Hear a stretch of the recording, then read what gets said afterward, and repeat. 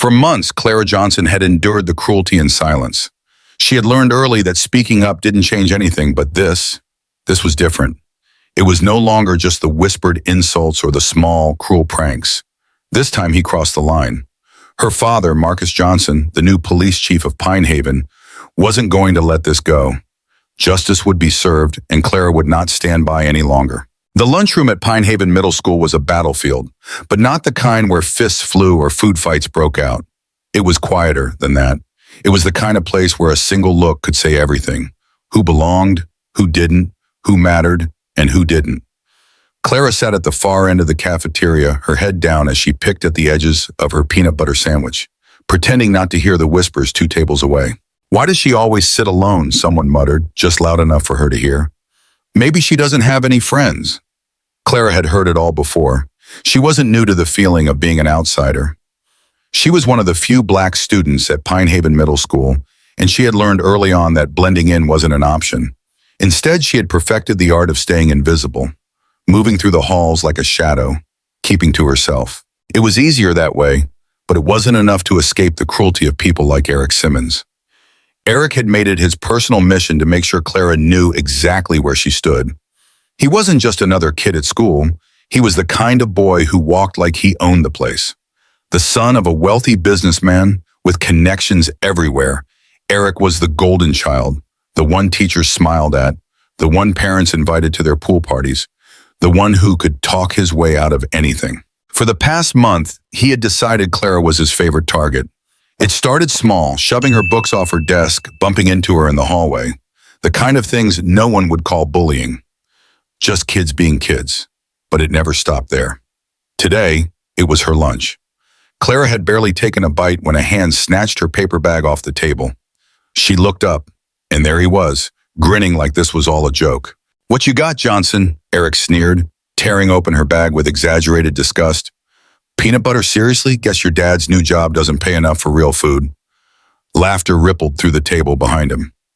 Clara's fingers curled under the table, her jaw tightening, but she stayed silent. She always did. Eric leaned in closer, his voice mocking.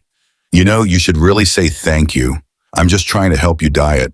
Without warning, he tossed the sandwich over his shoulder, and it landed with a soft splat on the floor. Clara's stomach twisted, but she wasn't going to cry. Not here, not in front of them. She reached down to grab what was left of her lunch, but before she could, a foot came down, smashing the sandwich into the tile. Clara Johnson froze.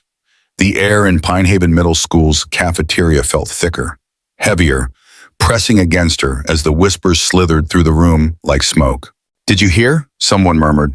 "She tried to fight Eric." "No way." "Yeah, swung on him and everything." Bet she cried after. The words clung to her skin like burrs, impossible to shake off. She could feel the eyes on her, the quiet, mocking smiles, the anticipation hanging in the air. Clara swallowed hard, forcing herself to move forward. The weight of her backpack dug into her shoulders, grounding her, but every step toward her usual seat felt like walking through quicksand. Across the room, Eric Simmons lounged at his table, laughing, his voice carrying over the low hum of conversation. He hadn't even looked her way yet, but he didn't need to. His work was already done. Clara's stomach clenched. This was how he operated. Little games, little lies, carefully planted like seeds. He didn't have to touch her to make her feel like she was suffocating. He just had to control the story. She lowered herself onto the hard plastic bench at the far end of the cafeteria, her hands clenched into fists under the table. Her appetite was long gone, but she made a show of unzipping her lunchbox anyway. She could handle this. She had handled worse. But deep down, something was different. Yesterday had felt like any other day, until it wasn't. Until Eric had crushed her lunch beneath his shoe, his smirk curling in satisfaction as if she was nothing. That moment had sunk into her bones, replaying over and over in her mind. Oops. That single word had shifted something in her. She had spent last night telling herself the same thing she always did, that it didn't matter, that telling someone wouldn't change anything, that she just had to make it through another day. But today it felt different. Today it felt like something inside her was cracking. The first shove had come before first period, her back slamming against her locker so hard she had stumbled. She had barely turned when she heard Eric's voice, dripping with mock innocence. "My bad, Johnson. Didn't see you there." She had kept her mouth shut, her fingers gripping the cold metal of the locker, knuckles white. That was what he wanted, a reaction. And when she didn't give him one, he found another way. The rumors, the whispers, the carefully crafted humiliation, designed to make her feel smaller. She stared down at her unopened lunch, her breathing steady, measured. For months she had endured this, and for months she had done nothing. That was going to change. The tension in the house that night was almost invisible, but it was there, lingering in the way Marcus Johnson glanced at his daughter as she pushed her food around on her plate, the way her shoulders sat a little tighter, the way she didn't look up when he spoke. He didn't push. He never did. "Everything all right?" His voice was calm, even, but there was an edge to it. Clara hesitated. For a moment, her fingers tightened around her fork. Then she forced herself to relax, setting it down. "Yeah, just tired." A pause, then a quiet sigh. "Dinner's in an hour." He was giving her space the way he always had, letting her come to him when she was ready. Clara knew that, but she also knew she wasn't ready. Not yet. She waited until his footsteps faded down the hall before she exhaled, pressing her palms against the cool surface of the dining table. Her father had enough to deal with, moving to a new town, stepping into the role of police chief, dealing with the mess left behind by the last guy. She wasn't about to add middle school drama to his plate. She could handle it. At least, that's what she had told herself. But as she lay awake that night, staring at the ceiling, she knew that wasn't true. Because tomorrow she was going to fight back. Tomorrow, Eric was going to push her further than he ever had before. And tomorrow, everything was going to change. Clara Johnson's breath hitched as she walked down the hallway, her eyes fixed on the ground, trying to ignore the weight of every glance, every snicker. It had been a few days since she had shoved Eric Simmons back in the parking lot. Since she had done the thing she swore she'd never do, fight back. But now she wasn't sure if it had been worth it. That Friday she had thought maybe, just maybe, he was done with her. Maybe he had grown bored of the game. But she was wrong. She should have known better. The sound of his voice came from behind her, cold and calculated. "Hey, Johnson." Clara kept walking, her fingers gripping the straps of her backpack so tight that her knuckles ached. She wasn't going to give him the satisfaction of turning around. Not now. "Where are you going?" "Thought we were friends." Her heart pounded in her chest, each beat like a drum in her ears. Her fingers dug into the fabric of her sweater. The open space of the parking lot felt like an exposed battlefield, the pavement stretching out beneath her feet like a reminder that she was alone, completely alone. A hand grabbed her wrist, yanking her back. Clara spun around in surprise, her eyes wide with anger and fear. "Don't touch me."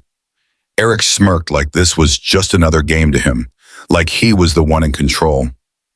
"Relax, I just wanted to say hi."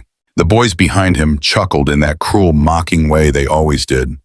The laughter echoed, and for a moment, Clara's heart stopped. She could hear it. His friends, his supporters, all of them turning her into the joke. Her pulse raced, and every inch of her body screamed at her to run. But she didn't. Not this time. "Leave me alone." She gritted her teeth, fighting to keep her voice steady. Eric leaned in, his voice dripping with malice. "Or what? You're going to tell on me?" Clara's stomach twisted. For a moment she stood there, silent, trapped in the moment, not knowing what to say. Then without thinking, she felt a snap.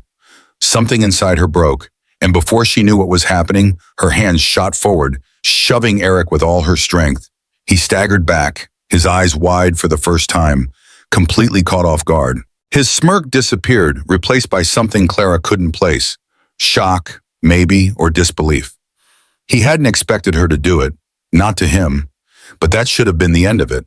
It wasn't, because Eric Simmons wasn't used to being embarrassed. He wasn't used to losing control. And in that moment, he decided to make sure Clara would never forget it. Clara didn't sleep much that night. When her head hit the pillow, her mind replayed the scene in the parking lot over and over. The look on Eric's face when she shoved him, the way his friends had gone quiet for a split second before the laughter started again, louder this time. She had never touched him before, never fought back, and now she had no idea what was coming next. Saturday passed in a quiet blur. Clara tried to convince herself that nothing more would happen, that Eric had decided to move on. But by Sunday night, she could feel the weight of the silence pressing against her. And by Monday morning, she knew.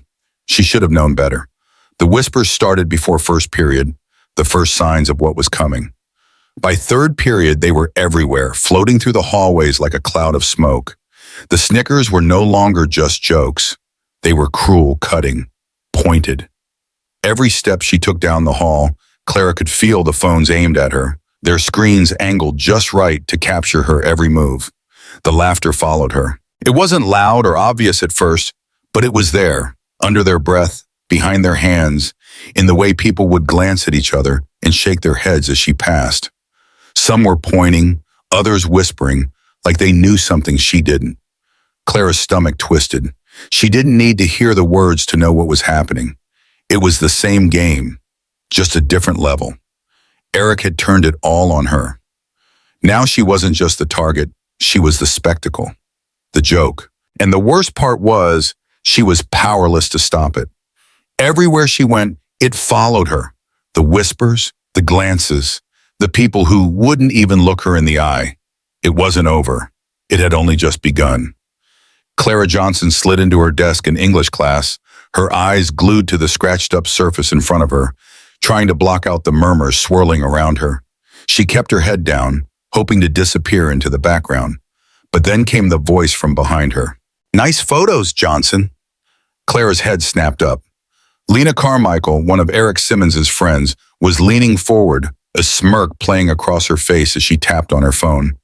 Clara's chest tightened. The familiar feeling of dread settled in the pit of her stomach. Her hands fumbled as she dug through her backpack for her own phone. When she finally unlocked it, the flood of notifications hit her like a punch to the gut. Her breath caught in her throat. It was a picture of her, taken in the school parking lot the day she had shoved Eric. But someone had edited it. In the new version, Clara's face was twisted with exaggerated anger. Her eyes were wide with rage, her lips curled into a snarl. And across the top, in bold red letters, it screamed, "Psycho Johnson can't control herself." Her fingers trembled as she scrolled through the comments. They were cruel, unforgiving. "Wow, she looks unhinged. No wonder she has no friends. Connor should have hit her back. I heard she tried to scratch his face." It wasn't just a rumor anymore. It was something worse. Something people could see. Something they could believe. Clara's throat closed. She forced herself to swallow, feeling the bile rise in the back of her mouth. She wouldn't cry. Not here. Not in front of them. Lena leaned forward again, her voice dripping with false sweetness. "Connor says you have a temper problem. Maybe you should get some help." Clara's pulse hammered in her ears. She stared straight ahead, her hands balled into fists under the desk, nails digging into her palms. She had never felt so humiliated in her life. By lunchtime, everyone had seen the picture. By the time the final bell rang, it was all anyone talked about. Clara's world had collapsed into a mess of whispers, laughter, and stares. She couldn't escape it, couldn't outrun the cruelty. When she finally made it home, she was ready to disappear. The weight of everything, the shame, the embarrassment, the anger, was unbearable. She walked through the front door, hoping to find some solace, some peace, but there he was, her father. Marcus Johnson stood in the living room, his phone in his hand. The moment Clara saw him, she felt a wave of dread wash over her. "Clara," his voice was steady, too steady. "Sit down." Her stomach twisted and she sank onto the couch, her backpack still clinging to her shoulders. Too heavy, too suffocating. Her father turned the phone toward her, and Clara's heart dropped. It was the same photo, the same words. His face was unreadable, his eyes dark as he stared at her. "You want to explain this to me?" His voice was low, controlled, but there was something beneath it that Clara knew all too well. Anger. Quiet, controlled anger. Clara's throat tightened, the lump in her chest threatening to choke her. I didn't do anything." Her voice trembled, but she fought to hold it together. Marcus's eyes darkened further. "I know. And I also know exactly who did."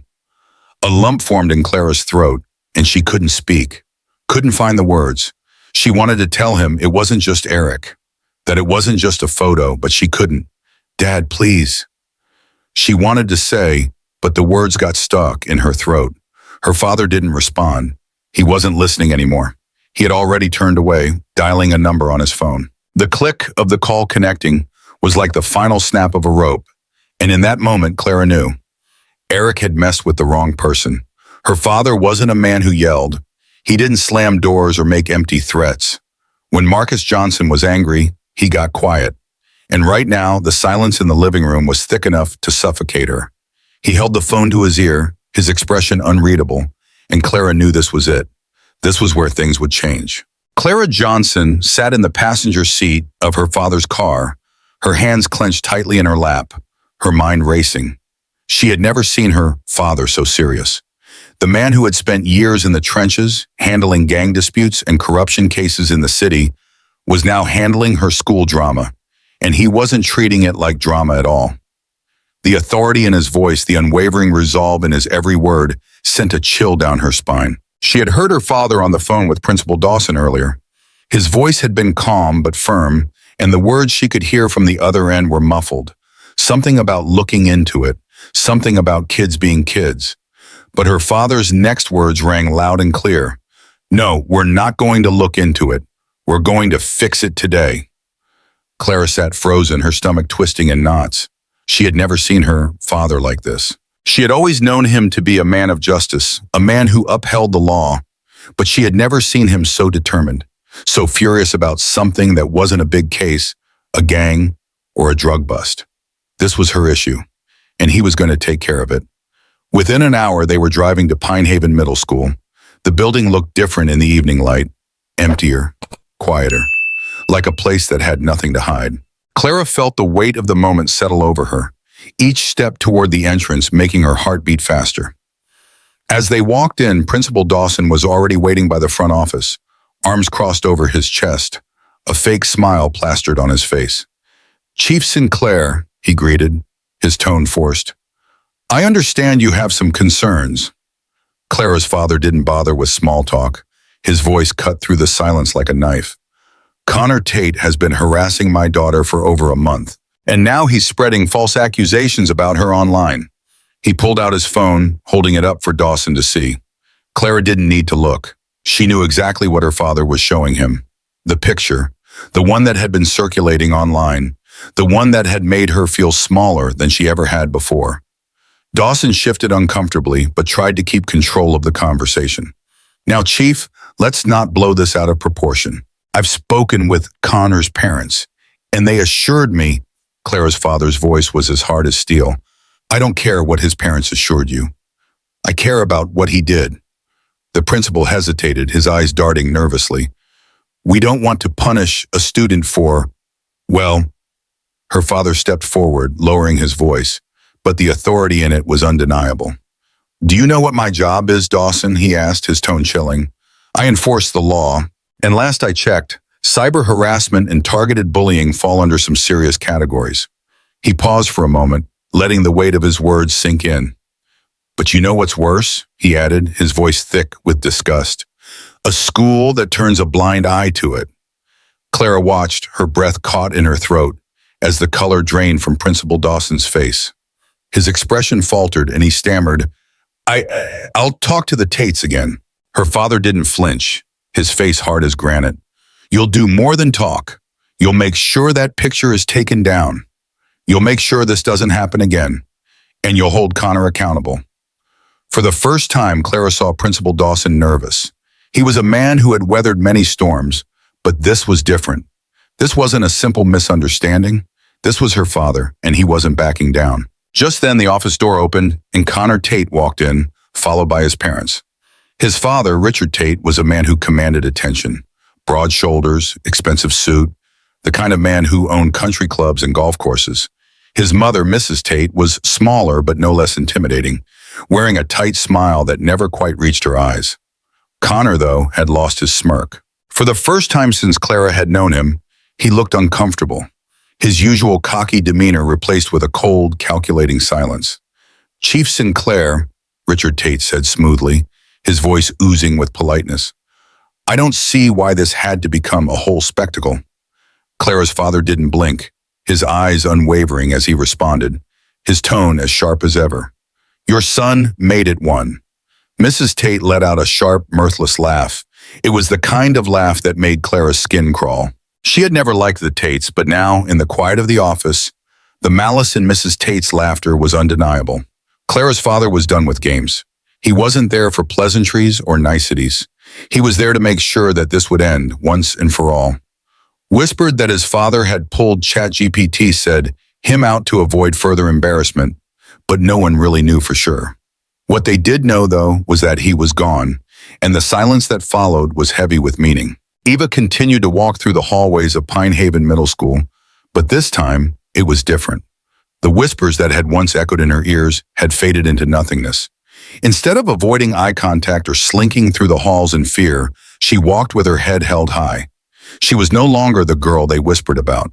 She was the one who had fought back, and there was respect in the air now. Not just from the teachers who had witnessed the change, but from her classmates too. They had seen how much it had taken for her to stand up for herself. They understood now. At lunch, she sat at her usual spot, though the space next to her felt less lonely. Slowly, students who once kept their distance began to sit nearby, offering a friendly nod or a quick smile. It wasn't an overnight transformation, but it was a start. Lena Carmichael, the girl who had once been part of the crowd laughing at her expense, had changed too. A couple of days after their awkward conversation, Lena had approached Eva again, this time with a soft apology, though neither of them said much about the past. It was enough. It was the beginning of something real, even if neither of them fully understood what it was. When Eva got home that evening, she found her father sitting at the kitchen table as usual. He looked at her, his eyes full of pride, but there was something more. A quiet understanding that this wasn't just about one incident, but about all the moments when she'd been told she wasn't enough, that she'd finally fought back, not for revenge, but for herself. "How's school?" he asked casually, as though they hadn't just weathered a storm together. "Better," she answered, a slight grin tugging at the corners of her lips. "Better than last week, huh?" he said, lifting an eyebrow in mock surprise. Eva smirked. "Yeah, way better." He smiled at her, his voice low but sincere. "I'm proud of you." Eva's smile faltered, but she didn't argue. She didn't need to. She knew. "Thanks, Dad." And for the first time in a long time, Eva didn't feel like she was carrying a heavy weight on her shoulders. The battle with Connor Tate was over, and though it wasn't the end of her struggles, it was the start of something new, a realization that maybe she had the strength to face whatever came next. In the end, Connor Tate was a ghost, a shadow of what he once was. His departure wasn't just about him leaving the school. It was about everything he had represented, the power that came from wealth and status, the bullying, the disrespect. And when he left, so did that power. It had been replaced by something more valuable, the respect of those who had seen her stand up. Eva knew that what happened next didn't matter as much as what had already been done. She had won, and that was something Connor would never take away from her. After everything that had happened, the whispers about Connor Tate disappeared as quickly as he did. The rumor circulated that his family had pulled him out and enrolled him in a boarding school out of state, though no one knew for sure. But either way, he was gone, and for the first time in a long time, Eva could breathe. But just because Connor was gone didn't mean things were suddenly perfect. The damage had already been done. The weight of his cruelty, the months of humiliation, it didn't just vanish overnight. The bruises on her heart remained, even though the physical scars had healed. There were still the stares, the hushed conversations that stopped whenever she walked by. The students who didn't know whether to pretend like nothing had happened or acknowledge that everything had. But Eva wasn't waiting for their approval anymore. She wasn't looking for validation. Instead, she did something she never would have dared before. She raised her hand in class, spoke up when she had something to say, and looked people in the eye when she passed them in the halls. Slowly, very slowly, the isolation began to crack. By Friday, a girl from her math class slid into the seat next to her at lunch. She didn't say much, just a casual hey. The next day, someone asked her if she wanted to be in their group for a project, instead of just letting the teacher assign her. By Monday, a quiet boy from her English class, who never got involved in anything, muttered under his breath as he walked past her locker. What he did was messed up. Eva turned toward him, confused. "What?" The boy adjusted his backpack strap, barely looking at her. If I had known it was that bad, I... He cut himself off, shaking his head. Doesn't matter. But it did. It mattered because people were finally seeing not just Eva, but what had happened, what they had let happen, because silence was its own kind of crime. She didn't say anything back to him. She simply gave him a small nod, and that was enough. That night, as she sat in the living room, flipping through a book while her father read the newspaper, the television hummed with the background noise of a crime show neither of them was watching. It was a quiet evening, a moment of normalcy. After a while, her father folded the newspaper and set it on the table, looking at her thoughtfully. You know, he said, I had my own Connor Tate when I was your age. Eva glanced up a little surprised. Yeah? He nodded. Didn't have social media back then, but the game was the same. He leaned back, his eyes distant, as if watching something from a long time ago. There's always someone who thinks they can get away with it. Eva hesitated, unsure how to respond. Did you do anything about it? Her father exhaled slowly. I didn't have a choice. What do you mean? He turned to her, his expression steady. I had to make a decision. Let him decide who I was, or decide that for myself. Eva swallowed. Her father smiled slightly. I'm sitting here, aren't I? A small laugh escaped Eva. She didn't even realize it was coming until it did. Yeah, she said, surprising herself. Guess you are. He patted her shoulder. And you are too. Eva sat with that for a while thinking, because for the longest time, it had felt like Connor had all the power, like he decided how things went, like she had no control. But that wasn't true. She had made a choice too, to speak, to fight, to push back. And that had made all the difference. The next morning, Eva walked into school. The halls felt different, or maybe she was different. Lena Carmichael gave her a small nod from across the hallway. Not an apology, not an excuse, but something close enough. The boy from English class held the door open for her without saying anything.